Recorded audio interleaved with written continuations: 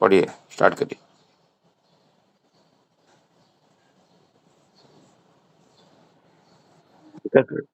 हुँ।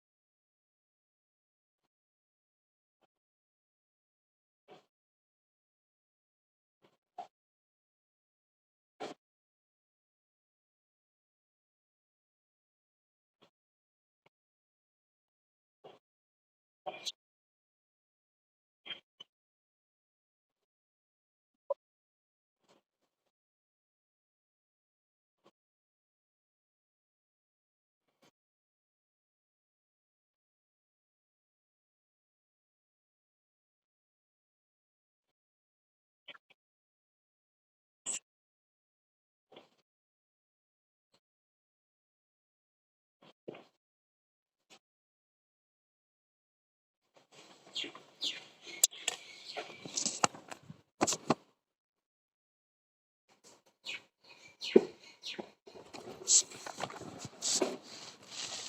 गुरु।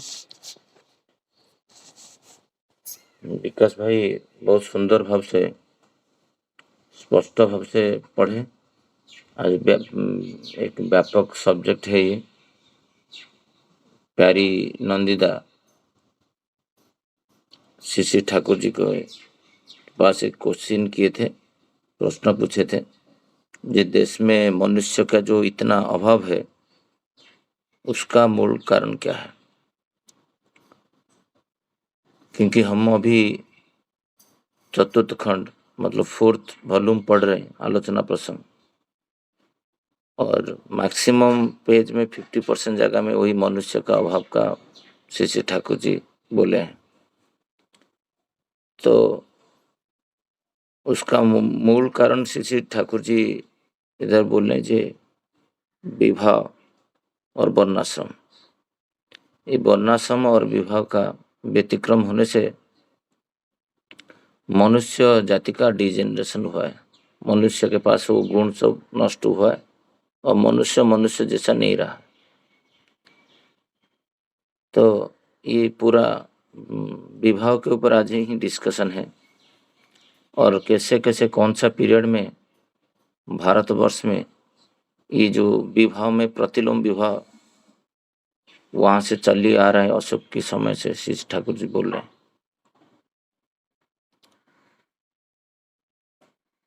तो इसके संदर्भ में मैं चाहता हूँ प्रदीप भाई कुछ इसी 5-10 मिनट बोलिए, इसकी आलोचना रखिए।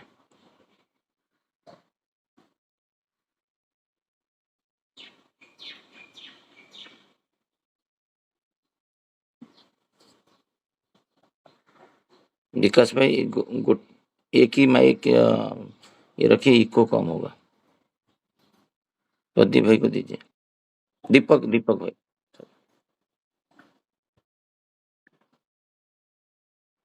नहीं, दीपक भाई कौन?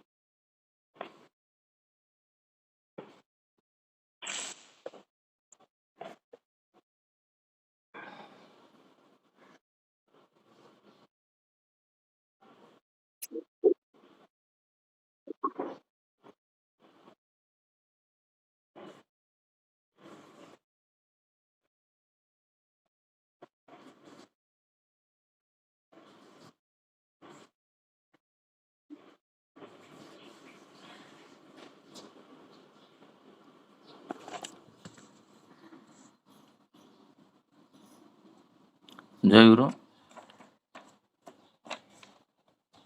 दीपक भाई बहुत बहुत अच्छा प्रयास किए हैं बोलने के लिए, जो भी उनका बोध में आया। मनीष दा को अनुरोध करूंगा आज इस विषय में कुछ आलोचना रखने के लिए। मनीष दा जय गुरु।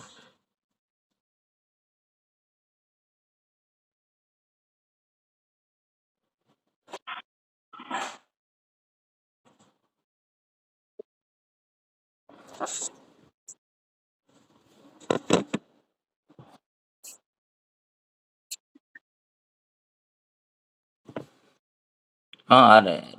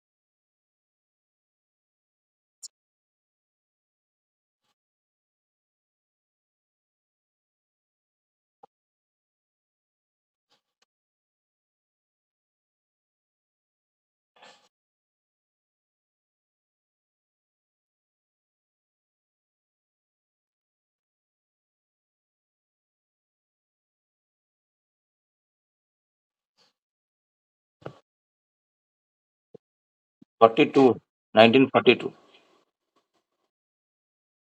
हाँ, 14 सितंबर। हाँ हाँ, 14 सितंबर 1942।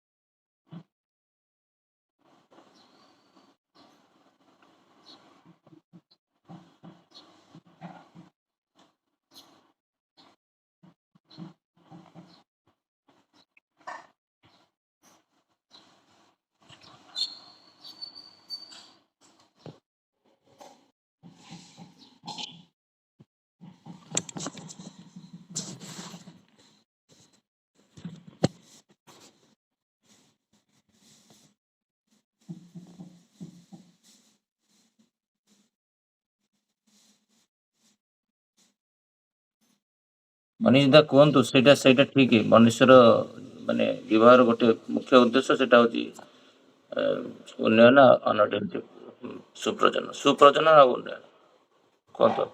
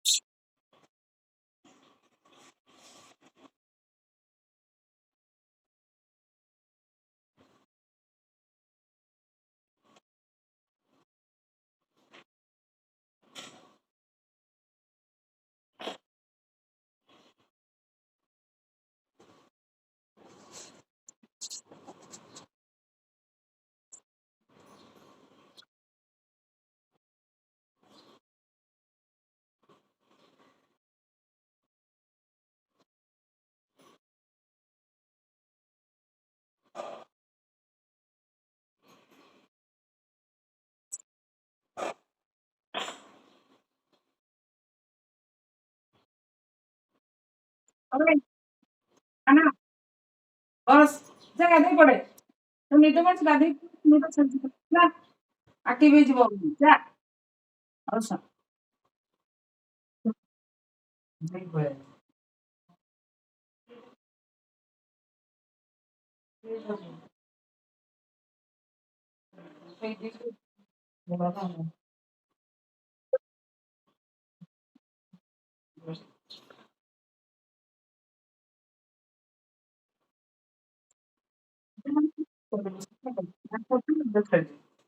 ଆକ୍ଟିଭ ହେଇଯିବ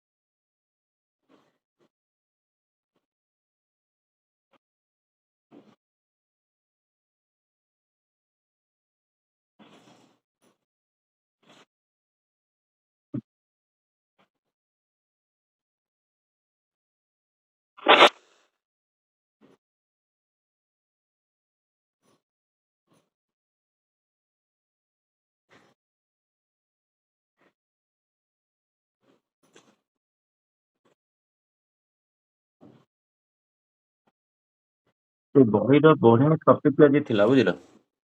କଣ କରିବା ସେ ପଳେଇଲେ ସିଆଡକୁ। ସେ ରୀତିମାନ ସେଇମାନେ ଅସୁବିଧା।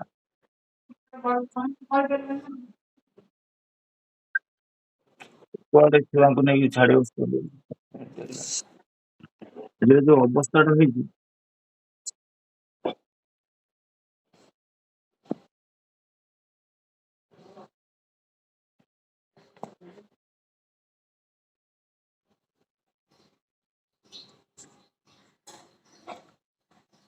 जय गुरु मनीष दा, बहुत सुंदर भाव से मनीष दा उनका बात रखे। विश्वनाथ दा कुछ हैंड रेज किए थे, कुछ बोलना चाहते क्या?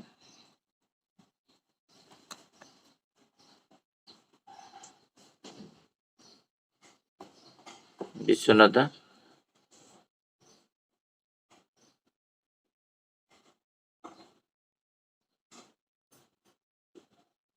विश्वनाथ दा है क्या लाइन पे?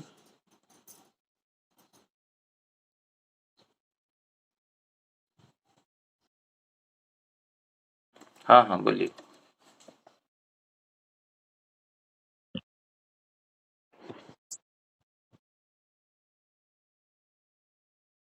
हाँ हाँ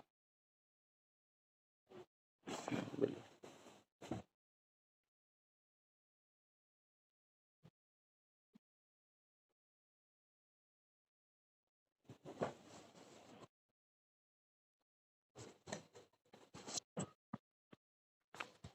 हाँ हाँ बोलिए।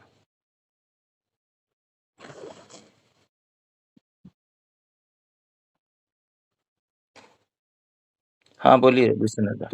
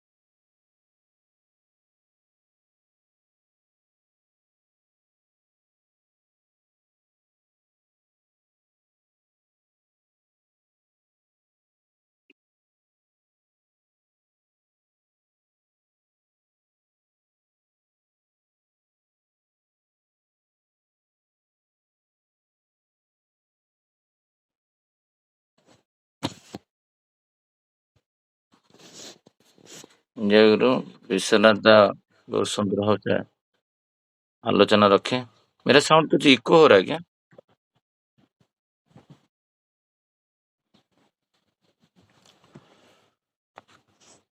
ये टॉपिक एक्चुअली हम लोग जनरली जो आलोचना करते हैं।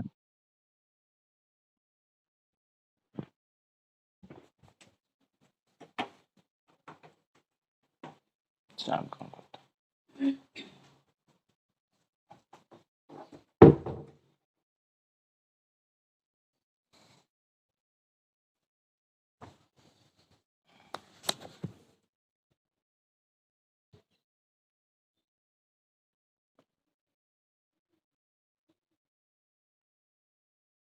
अभी साउंड ठीक है?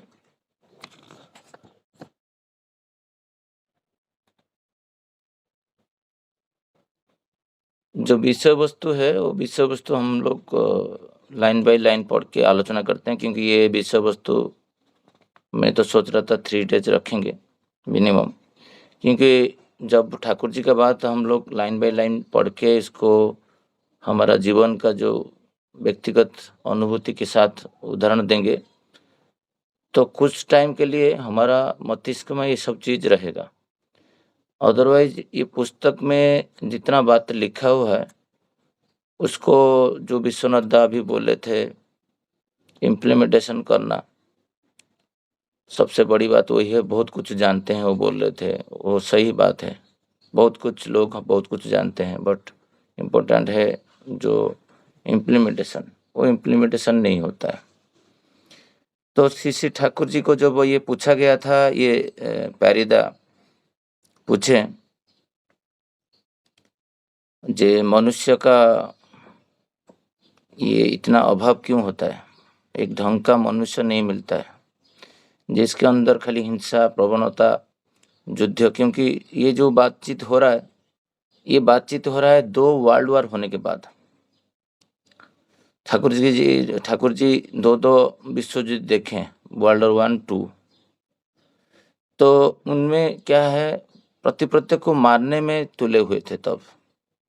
एक-एक देश को भी ध्वंस कर दिए, जैसे अभी यूक्रेन के साथ हो रहा है, रशिया। कोई बड़ा बुद्धिजीवी आके उसको रोकने के लिए तैयार नहीं होता है, ना साहस भी नहीं कर पाता है, ना करना भी चाहता है। तब का बात ये। श्री श्री ठाकुर जी को जो बता गया है, जे मनुष्य का क्यों नहीं मिल रहा है अच्छा मनुष्य। सो श्री श्री ठाकुर 2 बात बोले हैं। एक का है वर्णाश्रम का स्खलन हुआ है, विध्वंस हुआ है, और विवाह भी ठीक माफिक नहीं हुआ है। तो संतान और मनुष्य जन्म दिया जाता है, श्री श्री ठाकुर बोल रहे हैं, उसको तैयारी नहीं किया जाए।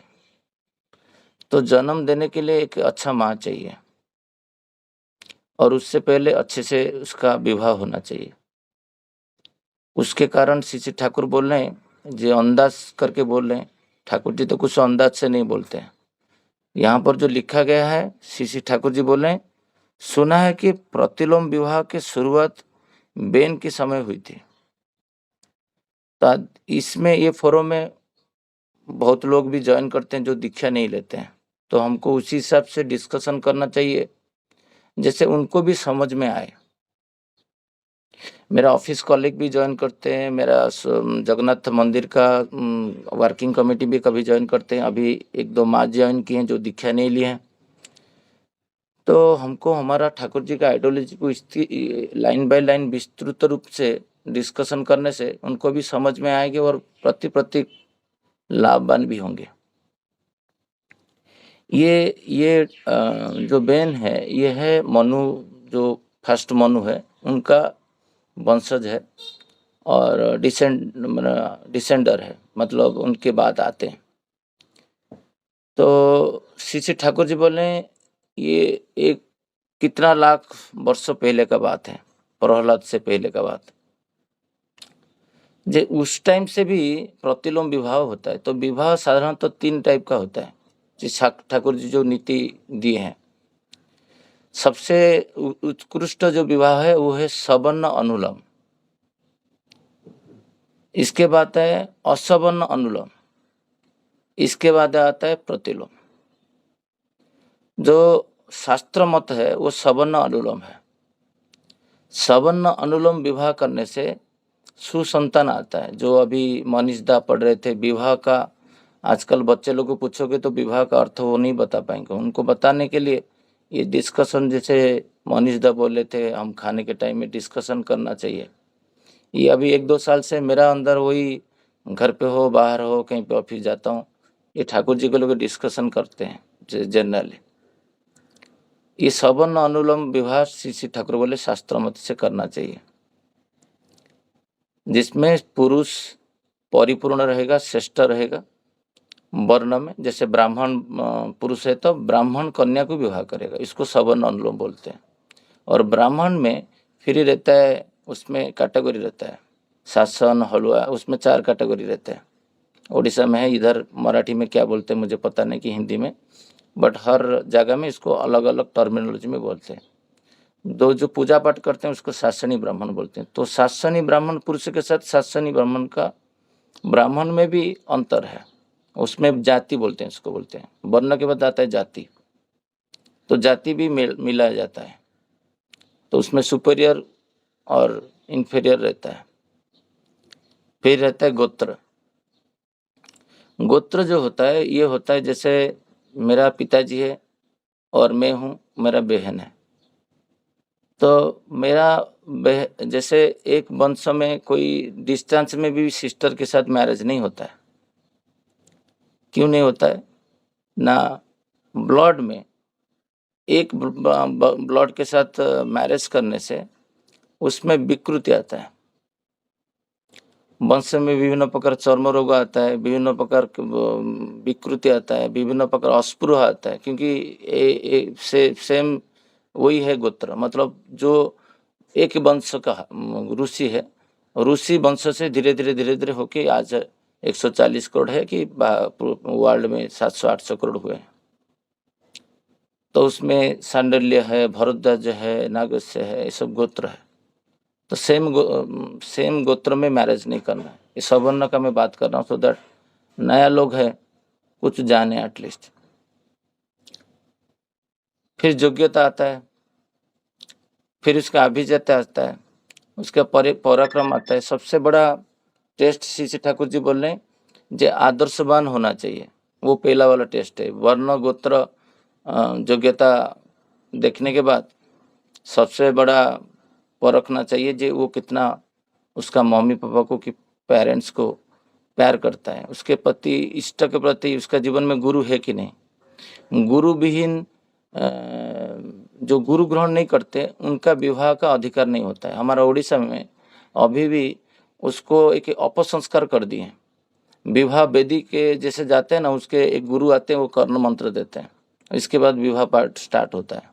इसका मतलब मौखिक हो गया, 30 साल में उसका कान में कुछ बोल दिया वो गुरु ग्रहण हो गया। ऐसा नहीं होता है। गुरु ग्रहण 22-12 साल में जो विधि के हिसाब से होता था वो अभी हो ही नहीं रहा है। गुरु का बिना अनुमति में विवाह नहीं होता था। सवर्ण अनुलोम में गुरु का परमिशन लेना पड़ेगा। तो ये संक्षेप में मैं बोल देता हूँ। फिर असवर्ण होता है, जब सवर्ण अनुलोम विवाह होता है, फिर ठाकुर जी बोले जो प्रतिलोम विवाह बेन के टाइम से जो स्टार्ट हुआ है। प्रतिलोम मतलब आपका जो कन्या है वो वर, मतलब जो पुरुष है उससे सबसे ऊंचा है।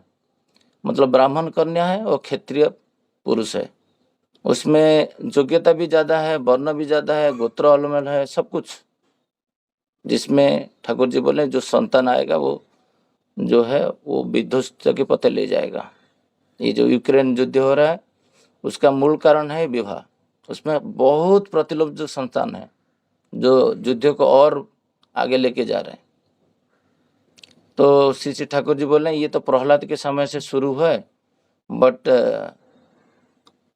ऐतिहासिक दृष्टिकोण से ठाकुर जी बोले अभी का जो 2000-2500 साल का पुराना बात ठाकुर जी बोले, बुद्धदेव का टाइम का बात कर रहे हैं। जो प्रवंच था, जो पात्र देते थे मिट्टी का पात्र, जे गुरु पित्त होके शिष्य को सन्यासी धर्म देते थे बुद्धदेव के टाइम में।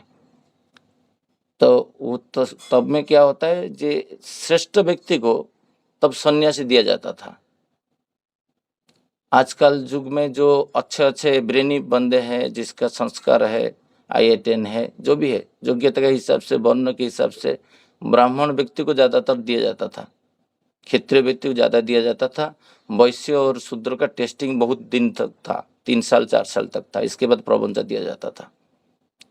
तो जो वो क्लास 1 लोग को ये लोग सन्यासी बनाते थे, क्योंकि वो टीचिंग गाइड करेगा समाज को हर चीज से। ऋग्वेद, सामवेद, अथर्ववेद कंठस्थ होता था। वो एक सन्यासी जो है one type of he is one scientist, one good doctor, सब कुछ उसके अंदर, उसका सानिध्य लेने से लोग का सब कुछ कल्याण होता था। तो ठाकुर जी बोले इसी टाइप का लोग को जब सन्यास दिया जाता था, तो वो इस संसार में अच्छा अच्छा लोग को सन्यास लेके वो जंगल चले गए, कि जंगल चले कि समाज में रह के भी समाज का सेवा किए, बट विवाह तो नहीं किए। इसके कारण क्या हुआ ना, समाज में हीन गुण पुरुष रह गए और अच्छा नारी रह गए। और जब अच्छा नारी और हीन पुरुष के सरेंडर हुआ, तब प्रतिलोम मैरिज स्टार्ट हो गया तब से। इसलिए ठाकुर जी बोलते थे आदर्शवान व्यक्ति और आचार्य सानिध्य में बहु विवाह करना चाहिए। ठाकुर जी श्री बरदा को करके दिखाए थे एक एग्जाम्पल। इससे क्या होगा ना, ठाकुर जी बोलते थे जो बहु विवाह था उसका कारण 2 उदाहरण दिए। एक तो टाइम आया जो 500 साल आया था चंद्रगुप्त मौर्य जी के टाइम में, 300-400 साल बहुत सन्यासी हुए। मैक्सिमम बुद्धदेव का देखोगे सन्यास बन गए। तो 300-400 साल में भारतवर्ष में बहुत लोग सन्यासी हो गए। और जो जो क्रीम लोग हैं, जो आदर्श पुरुष है, जो इष्ट के प्रति टाण होता है, उनको विवाह करने ठाकुर अभी बोले करने के लिए उनका अधिकार है। और जो बहु विवाह करने से क्या होता था ना, बहु विवाह करने से नारी संख्या कम हो जाता था। आचार्य के सानिध्य में आदर्श राजा को, आचार्य चंद्रगुप्त मौर्य को देखो तो इसका पिताजी 3 शादी किए थे। जो अशोक जो है वो सेकंड का है ना, जो रानी का। तो जो रानी विवाह था, जो विधि था 3-4, उसका पीछे राज यही था जे एक नारी श्रेष्ठ पुरुष के पास आश्रय लेगा। बट एक बात जैसे हुआ, वो दासी होके पसंद करना चाहता है राजा का, बट हीनो पुरुष का पाटरानी होना पसंद नहीं करता था। तो 2 टाइप का पीरियड आया भारतवर्ष में। एक आया जो सन्यासी हुए, ठाकुर जी बोले अशोक टाइम में, तब क्या हुआ ना, तब बहुत लोग पुरुष, अच्छा पुरुष कम हो गए सन्यास धर्म लेने से। और सन्यास धर्म समाज को बैलेंस करके आचार्य परमिशन देते थे। तो ये मन इच्छा आदर्श ऋषि को बात देके ऋषिवाद का उपासना आरंभ हुआ।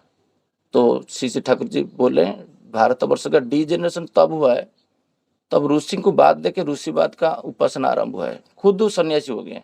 आज के डेट में भी बहुत सत्संग है, खुद डिसीजन लेते मैं विवाह करूंगा कि नहीं, वो नहीं है। श्री आचार्य देव डिसीजन लेंगे तुम विवाह करोगे कि नहीं करोगे, वही तो हुआ। फिर ऋषि को बात देके ऋषिवाद का उपासना हुआ। सब लोग सन्यासी ले लेंगे, अच्छे अच्छे लोग, तो विवाह पर नारी किसको करेगा। तो जो पीरियड था वो पीरियड में ठाकुर जी बोले ये प्रतिलोम मैरिज वहीं से भयंकर रूप से हुआ। जब पुरुष नहीं मिला, नारी को तो विवाह करना पड़ेगा।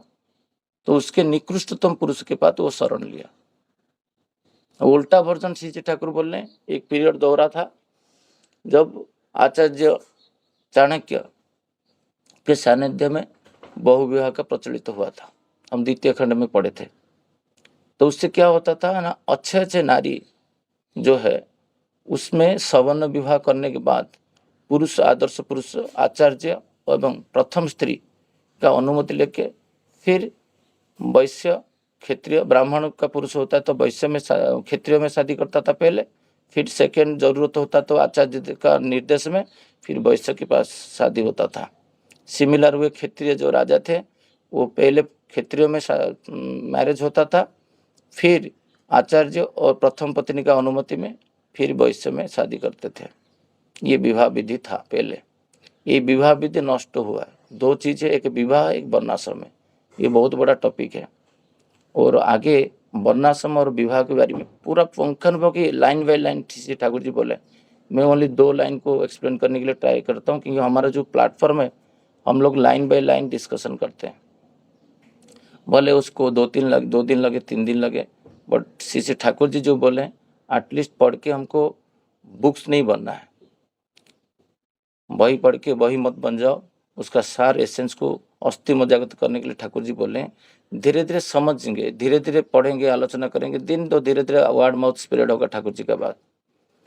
तो ठाकुर जी यहाँ पर बोल रहे हैं जे ऐतिहासिक युग में अशोक के प्रवंच विधान के समय के प्रतिलोम को प्रसव मिला, जो समाज के श्रेष्ठ व्यक्ति थे, करीब हजारों को संख्या में विवाह के बेगर सन्यासी बन गए। यही हुआ जो भारत का अवनति का कारण। अशोक के समय में बुद्धदेव तो नहीं चाहते थे ये सब चीज हो, बट लोग नहीं माने बुद्धदेव को। बुद्धदेव नहीं चाहते थे सब लोग सन्यासी बने। उनका बिना परमिशन में बहुत लोग सन्यासी बन गए। आज जैसे इस्कॉन में ज्वाइन कर रहे सन्यासी ले रहे हैं, आज सत्संग में ज्वाइन कर रहे सन्यासी ले रहे हैं। तो सन्यास लेते थे जब गुरु का नियम कानून मान के, गुरु जब आश्रित देते थे, जति आश्रम नहीं है मैं जति बनूंगा, ऐसा ही हुआ है। अवज्ञा करके बुक्स पढ़ के ऋषि को छोड़ के ऋषिवाद का उपासना आरंभ हुआ और सब लोग धीरे धीरे सन्यासी बन गए, अच्छे अच्छे लोग। तो जो ठाकुर जी कुछ जगह में बोले हैं जो अच्छे अच्छे लोग थे वो शादी करते तो आज भारतवर्ष बच जाता। तो वही बात है, उसमें फलस्वरूप अनेक अच्छे लड़कियों को निकृष्ट पुरुषों के साथ विवाह बंधन में आबद्ध होना पड़ा। तो इससे क्या हुआ ना, समाज में अच्छा पुरुष कम हो गए। जैसे आलू का पैकेट आप खोलते हो तो पास्ट कस्टमर आप होते हो तो आपको अच्छा आलू मिलता है। जैसे 25 लोग ले लिए और जो बचता है आपको तो लेना ही खाना ही, तो उसी से ही आपको ढूंढ के ही लेना पड़ता है, उसी टाइप का हो गया। पुरुष जो होते हैं 10% 15% लोग अच्छे रहते हैं जो इष्ट को मानते हैं, इष्टयुक्त पुरुष, आदर्श पुरुष, लाइक शिवाजी कि चाणक्य। ठाकुर जी चाहते थे चाणक्य विवाह का बात, वो हुआ नहीं। तो ये जो उत्कृष्ट पुरुष बहुत कम रहते हैं पूरे समाज में, जिसको आप बहुविवाह करने का अधिकार है विथ परमिशन ऑफ आचार्य, इष्ट, गुरु और पत्नी, बट वही लोग ही विवाह नहीं किए दैट टाइम। तो ठाकुर जी बोले जी इसका मूल कारण जो है ये समाज में हिस्टोरिकल चीज आपको किसी को एक्सप्लेन करना है कहाँ से हुआ होता है कि जो एक भाई जो मुझे पूछ रहे थे डिवोर्स का मूल कारण क्या है, हमारा कंपनी का वाइस प्रेसिडेंट। तो ये जो हिस्ट्री ठाकुर जी दिए हैं, जो तथ्य दिए हैं, उनको बताएंगे देन उनको समझ में आएगा, नहीं तो समझना इतना इजी नहीं है और जानना इतना इजी नहीं है। श्री ठाकुर जी तब ये बोल रहे हैं जो प्रतिलोभ से जो बर्बादी होने चाहिए वो होती है उसका रेस अब तक चल रहा है। अभी किसी का आप अच्छा कल्याण करो, उसको रेफरेंस दो, नौकरी दो, सब कुछ उसके लिए काम करो, उसको सहायता करो, पैसा दो, सब कुछ करो, बट ठीक टाइम में वो तुम्हारा अकृतज्ञता दिखाता है, तुम्हारा विरोध हो जाता है। उसका मूल कारण है वो जेनेटिकल डिजॉर्डर।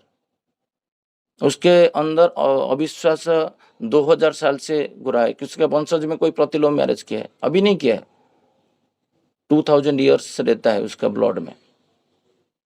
तो वही बोले तो इसका मम्मी पापा का इतना अच्छा है, वो तो इतना अच्छा है, परिवार से आता है, बट उसके लिए मैं ये कर रहा हूँ, वो मेरा इग्नेस्ट में जा रहा है। इसका मूल कारण है उसका वंश का प्रॉब्लम है, कहीं ना कहीं वो प्रतिलोम का शिकार हुआ है। अविश्वास होना, अकृतज्ञ होना, छोटा मोटा में अकृतज्ञ होता है, बट बुरी तरह जो अकृतज्ञ होता है, सब कुछ होने के बाद भी करने के बाद वो अकृतज्ञ होता है, उसको लेके मम्मी पापा को लेके जराश्रम में रख देता है। क्यों रखता है? वो तो IITN है, वो तो IIM किए हैं, पढ़ाई लिखा किया है, सब कुछ किया है, फिर केरला में इतना क्यों जराश्रम है, इतना अकृतज्ञता क्यों होता है मम्मी पापा के प्रति? उसको लेके छोड़ देता है, बड़ा बड़ा मेला उत्सव होता है, छोड़ देते हैं, वो घूम जाते हैं छुटकारा पाने के लिए। उसका रूट कॉज हम लोग ऑफिस में बात करते हैं, सब चीज़ हमारा ये ठाकुर जी का बात ही मैं ऑलवेज करता हूँ। जो ठाकुर जी नहीं होते तो आज का डेट में हमारा जीवन भी छिन्न भिन्न हो जाता है। तो श्री श्री ठाकुर बोले कि तुम मनुष्य नहीं जानते हैं इसलिए ऐसा कहते हैं। ये प्रतिलोम मैरिज के लिए 1-to-1 डिस्कशन करना है।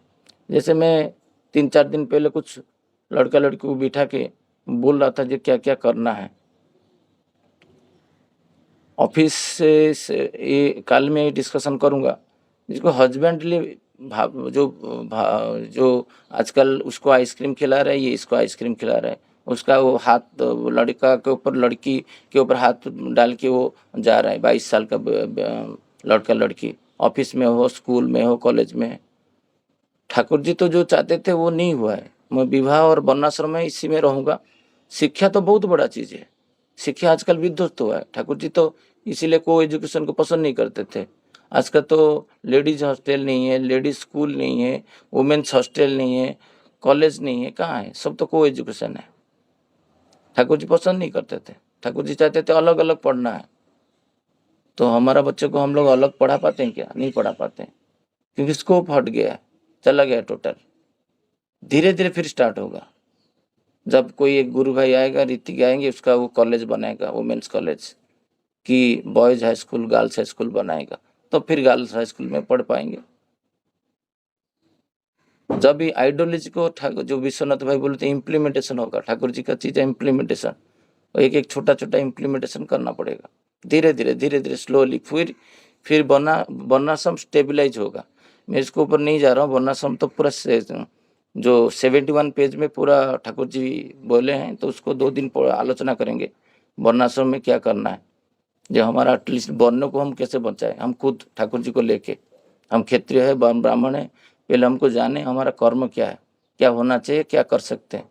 ये कॉर्पोरेट लाइफ में भी हमारा वर्णों को हम बचा सकते हैं चाहेंगे तो वो बहुत बड़ा व्यापक टॉपिक है। वो धीरे धीरे लाइन बाय लाइन हम डिस्कशन करेंगे, नहीं तो स्किप हो जाएगा। ठाकुर जी का बात जो वो फिर लाइन बाय लाइन रह जाएगा, हम लोग डिस्कशन जब नहीं करेंगे। तो मैं दूसरा टॉपिक में नहीं जा रहा हूँ, अभी बहुत टाइम भी हो गया। कल हम आलोचना रखेंगे विस्तृत रूप से, उसको एक एक लाइन पढ़ के। बट नया नया अभी हम लोग 2 दिन से हिंदी स्टार्ट किए हैं। पहले ओडिया लैंग्वेज में होता था 3-3.5 साल से। तो कुछ लोग गुरु भाई का रिक्वेस्ट क्रम से ये फिर हिंदी पढ़ के फिर हिंदी में आलोचना हो रहा है। तो कल आज का जो विषय वस्तु था, हम नेक्स्ट 2 दिन, जितना दिन ये आलोचना खत्म नहीं होता है, आलोचना रखेंगे। हमारा को बुक्स कंप्लीट करना हमारा लक्ष्य नहीं है। हमारा लक्ष्य है ठाकुर जी का आइडियोलॉजी को जानना है। और सेम थिंग जब सत्संग में कभी सुजग मिलता है, बादलापुर दादर की घरोई सत्संग में, ये चीज़ याद नहीं रहता है तो ये चीज़ को आप मोबाइल में लेके पढ़ के भी सुना सकते हो। ठाकुर जी यही पसंद करते थे आचार्य देव। जब याद नहीं रहता है ठाकुर जी का बात, तो उसको एक एक लाइन पढ़ के एक्सप्लेन भी कर सकते हैं। यही तो ठाकुर जी का बात है। घर घर में पहुंचाने के लिए 2 दिन पहले बोल रहे थे, तुम नहीं पहुंचा पाते हो, मैं सो नहीं पाता हूँ, कालिदास माँ को बोल रहे थे। जो आते हैं बदल आपके पास, मतलब आश्रम के पास जो आते थे पाबना में, कोई नहीं बोलता था ठाकुर जी के बारे में। आज वही है। आज दादर और बादलापुर कोई आता है, गुरु भाई गुरु माँ, ठाकुर जी के बारे में कौन बोलता है? कोई नहीं बोलता है। ठाकुर जी का आइडियोलॉजी के बारे में, वो कौन सा समस्या में पड़ा है, उसको ठाकुर जी क्या सोल्यूशन दिए हैं। ठाकुर जी सब कुछ सोल्यूशन दिए हैं। बट हम लोग क्या करते हैं, हम लोग खुद सोल्यूशन देते हैं, और ठाकुर जी आचार्य देव के सोल्यूशन को भूल जाते हैं, और हमारा सोल्यूशन कभी कभी गलत भी हो जाता है। अभी 2-3 दिन पहले क्वेश्चन आया था मुझे मेरे पास, जे उसका एक लड़की है, वो चाहता है, डिवोर्स हुआ है उसका, मैरिज कर सकता है क्या? तो मैं क्यों सोल्यूशन दूं? श्री ठाकुर जी देवी सुक्त तो वाणी निकाल के उसको स्क्रीनशॉट भेजा। अधिकार नहीं है, जिसका संतान है विवाह नहीं करेगा, वो करने से क्षति होगा, क्योंकि उसका अविलट रहता है पूर्व पुरुष, तो उसके अंदर ऑलरेडी जन्म दे दिया उसे फास्ट स्वामी को। तो ठाकुर जी का विधि है, निषेध है, निषेध है। मैं कॉम्प्रोमाइज करके उसको कुछ बोल दूं, फिर वो बोलेगा मेरा ऐसा हो गया। ठाकुर जी जो बोले अभी कल वही बोलना है, देन वो समाज बचेगा। नहीं तो मैं मेरा माइंड से कुछ सोच के ये कर दूं, फिर दिक्कत हो जाता है। किसका विवाह करना है, किसका विवाह नहीं करना है, एक देवी सूक्त बुक है, उसमें प्रांजल भाव से श्री ठाकुर जी बोले हैं विवाह के बारे में। तो जो मैरिज नहीं किए हैं वो अंततः पके नारी नीति, नारी पथे, देवी सूक्त, ये ठाकुर जी तो ऑलरेडी बोले हैं, ये 3rd वॉल्यूम में भी है। ये कौन सा बुक्स पढ़ना है, हम लोग उस दिन डिस्कशन भी किए थे और कुछ ऑर्डर भी लिए थे बुक्स का। कुछ लोग ऑर्डर किए, उसको कुछ को मिला कि कोई ऑर्डर नहीं किए उसको डायरेक्ट खरीदा। बट ठाकुर जी बोले हैं पढ़ने के लिए डेली जो मैरिज नहीं किए, घर पे आलोचना अंततः पके होना चाहिए। लड़का लड़की कैसा रहना चाहिए उसके बारे में मैं इसी संदर्भ में कल आलोचना करूंगा। ये वर्णाश्रम और विवाह अंततः पक्षे सबका घर में आलोचना होना चाहिए। अंततः पक्षे सबका घर पे पारिवारिक आलोचना है। जिसका घर पे बेटी है बेटा है उसको एजुकेट करना चाहिए। आपका नॉलेज नहीं तो जिसका नॉलेज है उसको बुला के डिस्कशन करे। जो अभी मनीष दा बोले थे हाथ सूखने तक आलोचना करे, बट आलोचना ठाकुर जीवनीय होना चाहिए, जीवन को लेके होना चाहिए। समस्त सबको गुरु भाई गुरु माँ को जय गुरु। आज का आलोचना यहीं पे रखते हैं। जय गुरु सब।